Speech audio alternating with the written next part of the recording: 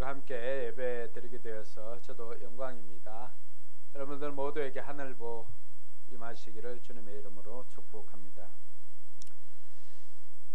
다니엘을 보면은 평소에도 기도를 많이 하는 사람이었습니다.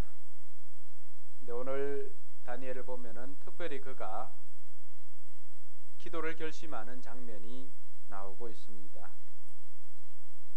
평소에도 다니엘은 하루에 3번씩 꼭 하나님 앞에 기도하였던 사람입니다. 우리가 생각할 때는 아니 매일 하루에 3번씩 기도하는 사람이 또 무슨 기도가 필요할까라고 생각할 수가 있을 것입니다. 오늘 보니까 3절에 보니까 다니엘은 하나님 앞에 특별히 기도할 것을 결심하였다고 말합니다. 우리가 읽은 이 세번역은 응답 들으려고 이렇게 되어 있지만은 개역 개정을 보면은 다니엘이 하나님 앞에 기도하기를 결심하였다라고 그렇게 나와 있는 것을 볼 수가 있습니다. 우리가 일상적인 기도를 통해서도 하나님 앞에 나아가는 것이 굉장히 중요합니다. 오늘 다니엘을 통하여서 하나님 앞에 특별한 문제를 가지고 응답을 듣기 위해서는 우리가 하나님 앞에 특별한 기도를 드리고자 하는 결심이 있어야 된다는 것입니다. 혹시라도 오늘 이 자리에 나와 있는 우리 어린이들과 우리 성도들, 여러분 삶 가운데 여러분의 힘으로 해결할 수 없는 문제가 있다면 오늘 이 시간 하나님의 말씀을 듣고 특별히 하나님 앞에 다시금 기도를 결심하는 은혜가 있기를 주님의 이름으로 축원합니다. 오늘 다니엘이 3절에 보니까 어떤 것을 결심을 합니까? 같이 한번 읽겠습니다. 응답을 들으려고 나는 금식을 하면서 베옷을 걸치고 재를 깔고 앉아서 하나님께 기도를 드리면서 간구하였다. 그 모습만 봐도 다니엘이 얼마나 간절한 마음으로 하나님 앞에 기도하고 있는지를 알 수가 있습니다. 평소에는 그냥 하였던 기도였다면은 이때는 다니엘이 금식을 결심합니다.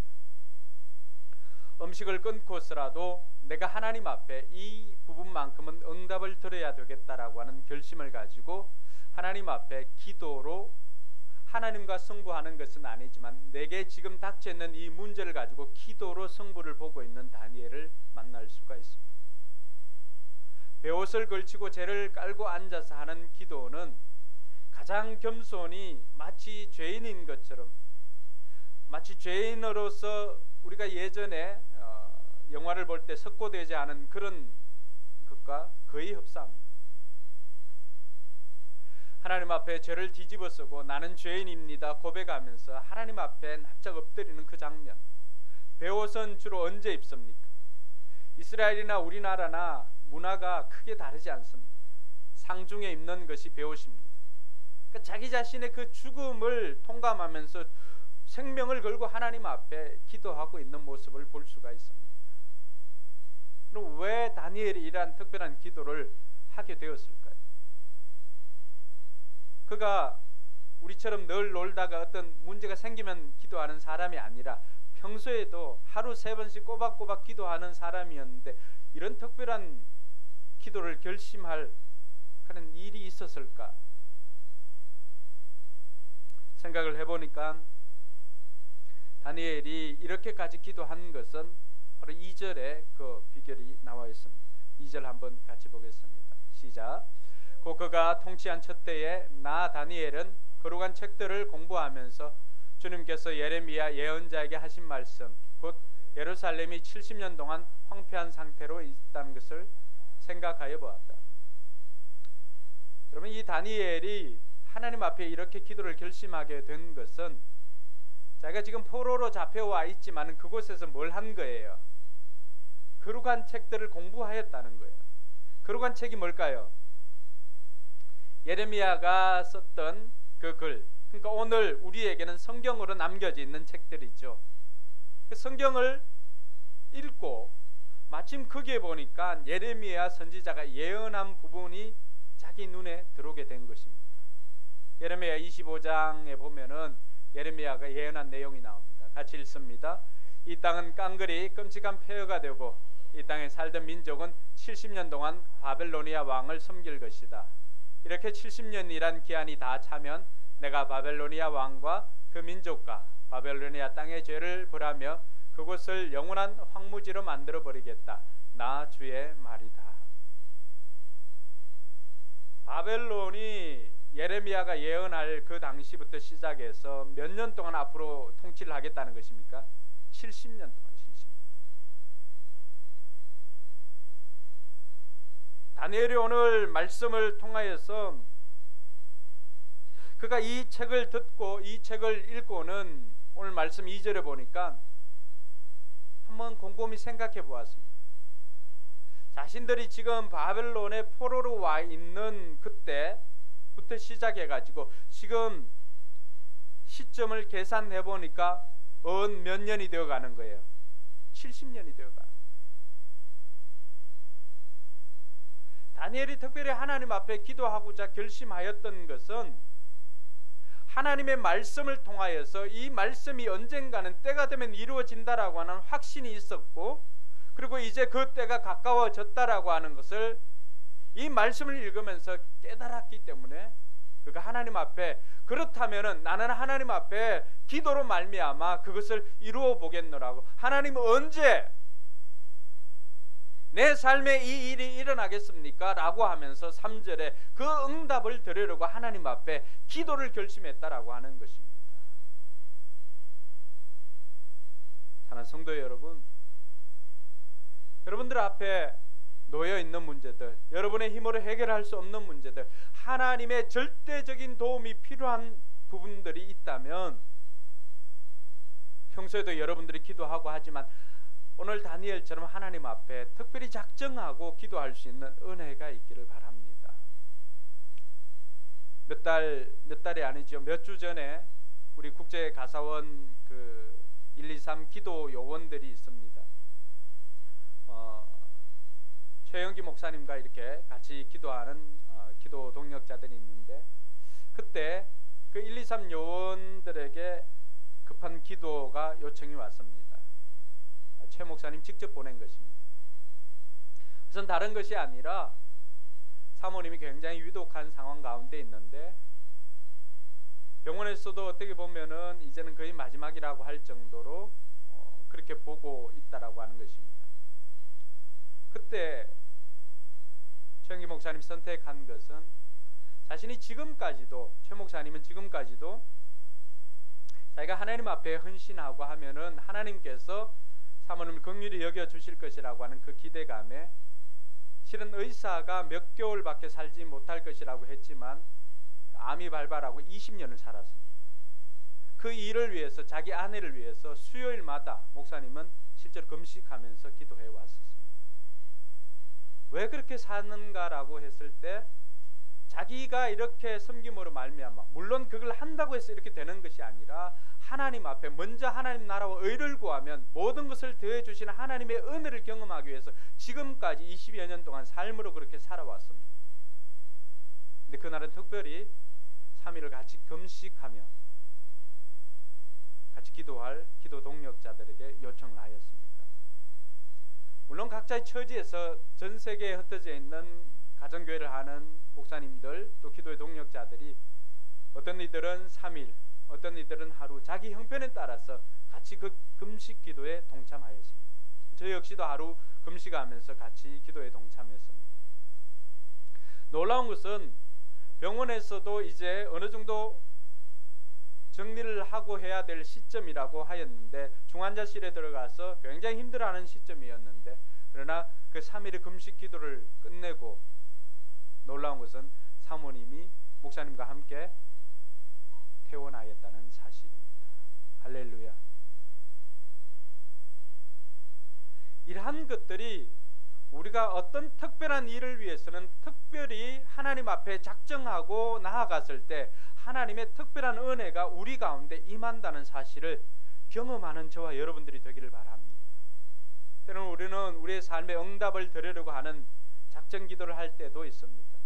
저 역시도 대구에서 사역을 할 때 그 교회를 떠나서는 다른 곳에서 사역할 것이라고 하는 생각을 못하면서 생활을 했습니다. 근데 하나님께서 어느 날 하나님께서 사인을 주시면서 이제는 기도해야 될 때임을 가르쳐 주었습니다. 그래서 아내와 함께 40일을 새벽을 작정하고 기도하였습니다.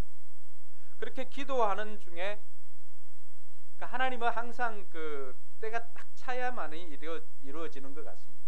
40일째 되는 날에 응답을 받고 또 동일하게 본토 친척 아비 집을 떠나라고 하는 그 말씀을 저도 받고 집사람도 받고 그렇게 해서 그 말씀을 듣고 서울로 사역지를 옮겨올 때가 있었습니다. 여러분들은 어떻습니까? 여러분의 삶에 불투명한 미래나 아니면 자녀나 아니면 여러분의 사업이나 아니면 여러분의 직장이나 여러분의 자녀나 여러분의 힘으로 되지 않는 것, 정말 하나님의 응답을 받고 싶은 그 문제가 있다면 오늘 우리가 이 시점에 제가 일부러 이 말씀을 넣는 것도 아니고 우리가 때로는 어린이 교회와 더불어서 본문이 같이 이렇게 진행될 때가 있습니다. 큐티책을 통해서 우리에게 정해진 이날 주신 이 말씀을 통해서 하나님의 음성으로 듣는 지혜가 있기를 주님의 이름으로 축원합니다. 그래서 저와 여러분들이 그 문제를 가지고 어떤 형태로든 어떤 이들은 금식을 하면서 기도하고 어떤 이들은 또 며칠 작정해서 기도하고 어떤 이들은 새벽을 헌신해서 기도하고 이런 기도로 작정해 나갈 때 오늘 다니엘에게 또 최 목사님에게 또 우리에게 있었던 이러한 은혜를 함께 경험하는 저와 여러분들이 되기를 주님의 이름으로 축원합니다. 오늘 이스라엘 백성들이 바벨론의 포로가 된 것은 다른 이유가 아닙니다. 계속해서 다니엘을 고백하는 것처럼 그가 하나님 앞에 죄를 지었기 때문이다라고 이야기를 합니다. 10절에 보니까 그 죄에 대해서 두 가지를 설명을 합니다. 같이 한번 읽습니다. 10절 같이 읽습니다. 우리가 우리 주 하나님께 순종하지도 않고 하나님의 종 예언자들을 시키셔서 우리에게 말씀하여 주신 율법도 따르지 않았습니다.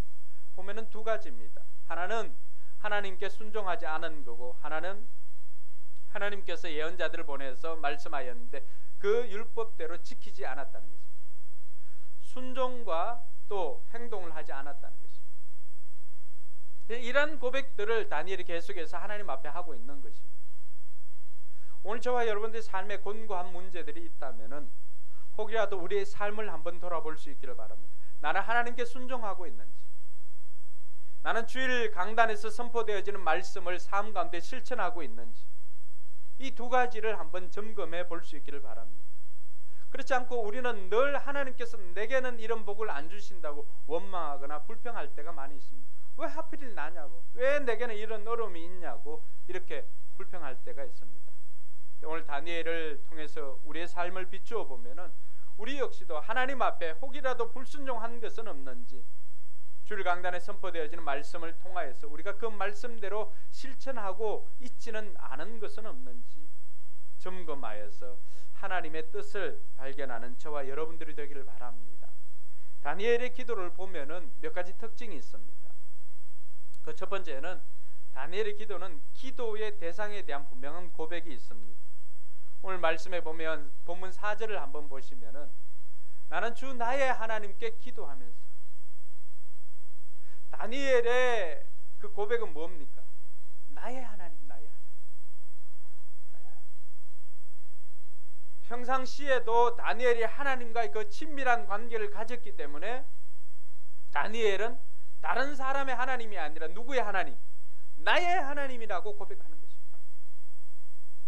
우리 주님께서도 우리에게 제자들에게 기도를 가르쳐 줄 때 어떻게 합니까? 하늘에 계신 우리 아버지, 하늘에 계신 아빠, 아버지라고 그렇게 합니다. 그러니까 히브리어로 헬라어로 아바가 아빠, 그게 우리하고 똑같습니다. 아빠. 엄마는 뭘까요? 엄마, 암마입니다. 암마. 아빠, 엄마 똑같습니다. 똑같습니다. 그런데 우리가 다 큰 사람이나 아니면은 친하지 못하면 아빠라고 부르지 못하지요. 그러니까 예수님도 하나님께 아빠라고 부를 정도로 그러한 친밀감을 가지고 나아갔던 것입니다. 그러니까 하나님 아빠라고 부르는 거죠. 여러분, 하나님을 아빠라고 부를 정도로 하나님과 친하십니까? 그리고 이 다니엘이 고백하는 것은 뭡니까? 위대하시고 두려우신 주 하나님. 위대하시고 두려우신 주 하나님. 다니엘은 자신의 기도를 들으시는 분이 누구인가에 대한 분명한 고백이 있었습니다. 오늘 저와 여러분들도 이런 고백이 있기를 바랍니다. 공교롭게도 느헤미야와 이렇게 느헤미야가 예루살렘 성이 회파되어졌을 때 하나님 앞에 기도하는 내용과 다니엘이 하나님 앞에 기도하는 내용과 예수님께서 우리에게 가르쳐 주신 주 기도가 다르지 않았다는 것입니다. 느헤미야 1장 5절 한번 볼까요? 뭐라고 합니까? 주 하늘의 하나님, 위대하고 두려운 하나님. 그러니까 예수님은 어떻게 했습니까? 하늘에 계신 우리 아버지. 오늘 저와 여러분들이 기도할 때 나의 기도를 들으시는 분이 누구인가에 대한 분명한 알미 있어야 됩니다. 그 알므로부터 우리의 기도가 시작됩니다. 내가 우리 부모님께 아버지, 오늘 또 우리 집에는 어느 누가 자기 엄마에게 용돈을 보내달라고 이야기하더라고요. 저한테 요구를 안 하고 엄마한테 요구를 합니다. 저한테 돈이 없다는 걸 아니까 엄마한테 돈이 있다는 걸 아니까 엄마 용돈 좀 보내주세요. 그러니까 나의 간구를 들을 사람이 누구인가에 대한 분명한 알미 있어야 되는 거죠. 우리가 기도할 때도 마찬가지입니다. 우리의 기도는 비인격적인 그런 우상에게 하는 게 아닙니다. 나의 기도를 오늘도 들으시고 응답하시는 그분에게 정확하게 고백하는 것입니다. 주 하늘의 하나님, 위대하고 두려우신 하나님. 그 위대한 하나님께서 우리의 기도를 들어주실 것에 대한 고백을 하는 것입니다. 이 다니엘의 기도는 두 번째 보니까 하나님의 성품에 대해서 고백을 하고 있습니다. 그래서 하나님의 그 성품에 호소하고 있는 것을 볼 수가 있습니다. 느헤미야도 다르지 않죠. 주님을 사랑하는 이들과 세운 언약, 주님의 계명을 지키는 이들과 세운 언약을 지키시며 뭐 하시는? 은혜를 베푸시는 하나님. 그러니까 하나님께서는 은혜를 베풀어 주시는 하나님이시기 때문에 그 은혜를 베푸시는 하나님 앞에 지금 뭘 요구하는 거예요? 나한테도 은혜 좀 주세요.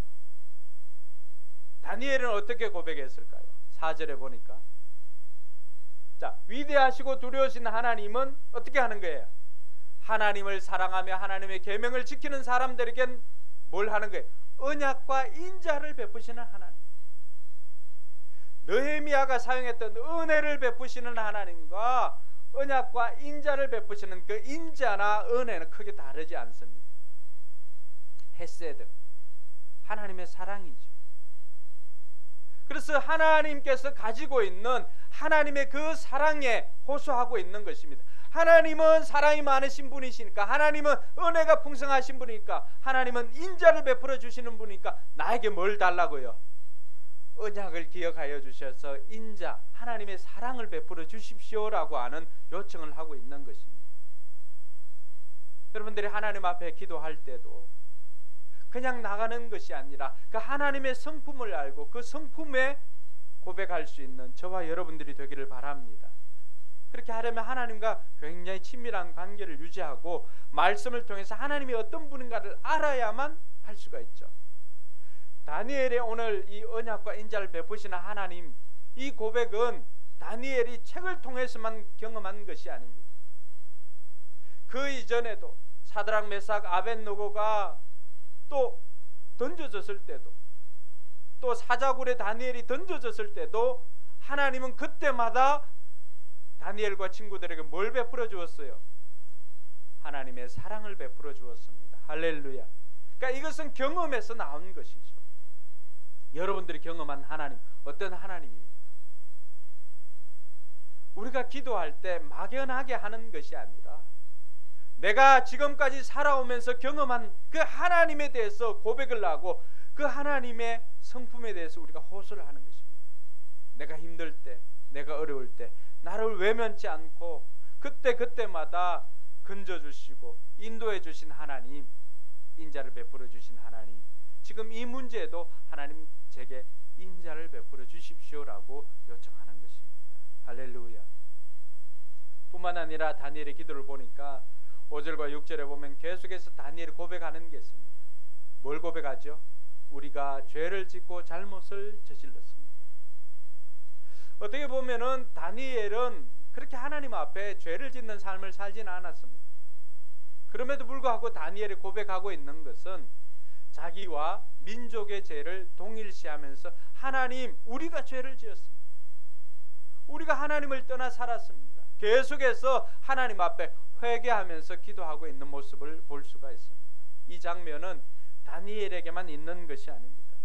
느헤미야에도 보면 느헤미야 1장 6절과 7절에 보면은 같이 한번 읽어볼까요? 이제 이 종이 밤낮 주님 앞에서 주님의 종 이스라엘 자손을 위하여 드리는 이 기도에 귀를 기울이시고 살펴주십시오. 우리 이스라엘 자손이 주님을 거역하는 죄를 지은 것을 자복합니다. 저와 저의 집안까지도 죄를 지었습니다. 우리가 주님께 매우 큰 잘못을 저질렀습니다. 주님의 종 모세를 시키시어 우리에게 내리신 계명과 율례와 규례를 우리가 지키지 않았습니다. 다니엘도 느헤미야도 하나님 앞에 기도로 나아갈 때 그냥 나아간 것이 아니라 자신의 죄를 철저하게 회개하며 나아갔습니다. 뿐만 아니라 자신의 죄뿐만이 아니라 공동체의 죄를 함께 동일시하면서 마치 그 죄를 자기가 지은 것인 양 동일시하면서 하나님 앞에 회개하며 기도하는 것을 볼 수가 있습니다. 우리가 하나님 앞에 회개하며 기도할 때는 어떤 부분들이 잘못했는가를 구체적으로 정확하게 하나님 앞에 고백할 필요가 있습니다. 저와 여러분들이 하나님 앞에 간구하며 나아갈 때도 우리가 하나님 앞에 범죄한 것들을 구체적으로 하나님 앞에 회개하는 저와 여러분들이 되기를 바랍니다. 그리고 이 다니엘 기도의 특징 중에 하나는 응답이 있는 기도였습니다. 오늘 말씀해 보니까 23절 한번 보겠습니다. 시작.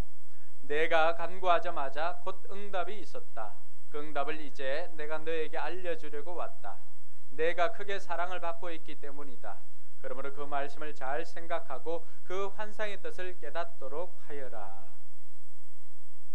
다니엘이 기도할 때 오늘 20절에 보면 주 나의 하나님께 간구할 때 21절에는 내가 기도드리면서 아랠 때에 누가 왔냐 그러면은 하나님의 응답을 받고 가브리엘 천사장이 옵니다. 천사장이 와서 오늘 다니엘에게 언제 네 기도가 응답되어졌는가를 이야기를 합니다. 언제 기도가 응답되어졌습니까? 간구하자마자. 할렐루야. 옆 사람에게 그렇게 인사합시다. 간구하자마자 응답받는 은혜가 있기를 바랍니다.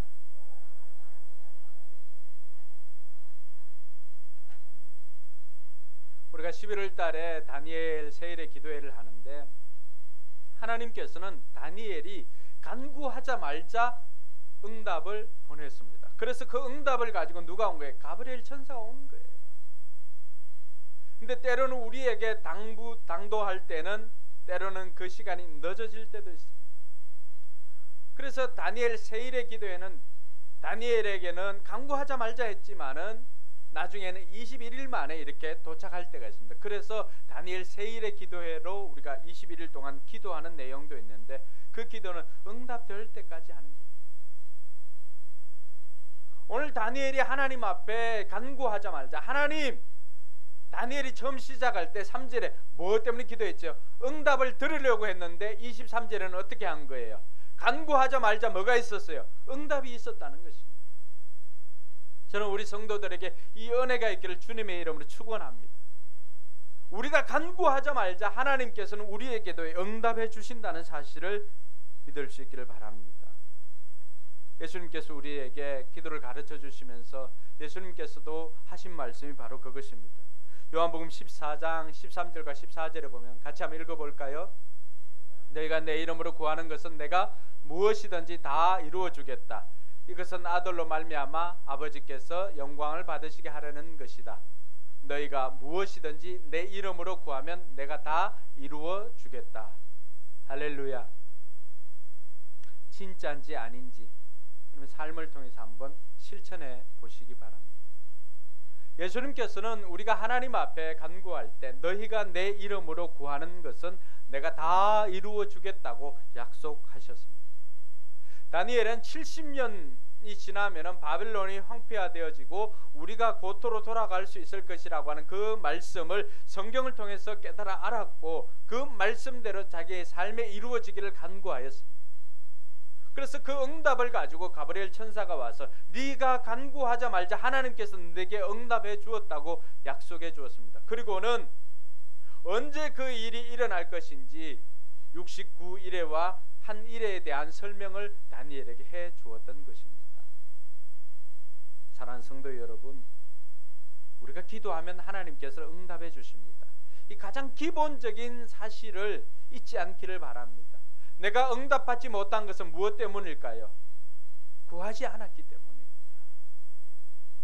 하나님 앞에 다시금 오늘 이 시간들을 기점으로 해서 다시금 결단하면서 하나님, 제가 지금까지 고민하며 염려해왔던, 걱정만 해왔던 그 문제를 이제는 하나님 앞에 고백하겠습니다. 기도로 승부를 보겠습니다. 결심하는 저와 여러분들이 되기를 주님의 이름으로 축원합니다. 그럼 우리는 어떻게 기도하면 될까요? 첫 번째는 다니엘을 통해서 가르쳐 준 것처럼 말씀에 근거해서 기도할 수 있기를 바랍니다. 오늘 2절 말씀에 다니엘이 기도한 그 이유를 설명해 줄 때 뭘 보고 있다가요?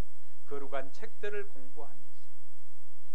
다니엘은 말씀에 근거해서 하나님께서는 언약을 지켜주시는 분이기 때문에 언약대로 이루어질 것을 확신하면서 말씀에 근거해서 하나님 앞에 간구했습니다. 하나님께서는 약속에 신실하신 분입니다. 그래서 여러분들이 성경을 읽다가 성경에 이런 내용이 나왔는데요 하면서 여러분의 삶에 그와 동일한 문제가 있다면 하나님, 성경이 이렇게 이루어졌는데 내 삶에도 이렇게 이루어지게 하여 주시옵소서 간구할 때 하나님께서는 거짓말하지 못하잖아요.